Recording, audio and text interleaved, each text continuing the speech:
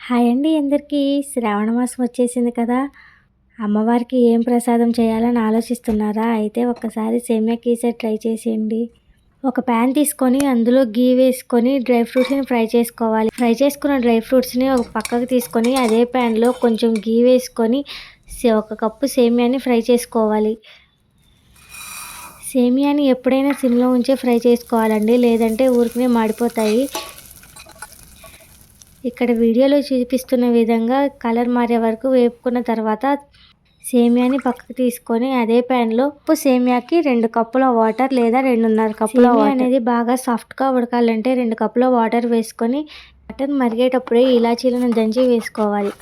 Water మరిగిన తర్వాత మనం ముందుగా ఫ్రై చేసి పెట్టుకున్న సేమియాని కూడా ఇందులో వేసుకొని ఉండలు లేకుండా కలుపుకొని ఉడికించుకోవాలి. సేమియా అనేది కొంచెం సాఫ్ట్గా కుక్ అయిన తర్వాత 1 కప్పు సేమియాకి 1/2 కప్పు షుగర్ అయితే వేసుకొని కలుపుకోవాలి. మీరు కనుక ఎక్కువ షుగర్ ఇష్టపడినట్లయితే 2 స్పూన్స్ ఎక్స్ట్రా యాడ్ చేసుకోవచ్చు. 1/2 కప్పు అయితే కరెక్ట్గా సరిపోతుంది. ఇది కూడా కొంచెం ఉడికిన తర్వాత మనం ముందుగా ఫ్రై చేసి పెట్టుకున్న డ్రై ఫ్రూట్స్ని కూడా వేసి అలాగే కొంచెం గీ వేసి బాగా కలుపుకొని ఏ స్వీట్కైనా సరే కొంచెం గీ ఎక్కువ వేస్తేనే టేస్ట్ అరోమా చాలా బాగుంటుంది.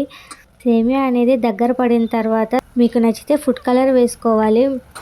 ఫుడ్ కలర్ అయితే పూర్తిగా ఆప్షనల్ అండి. మీకు నచ్చితే వేసుకోండి, లేదంటే స్కిప్ చేసేయండి. ఇప్పుడు ఒక బౌల్లోకి తీసుకొని సర్వ్ చేసుకుంటే సేమియా కేసరి అయితే రెడీ అయిపోతుంది. Please subscribe my channel. Thank you.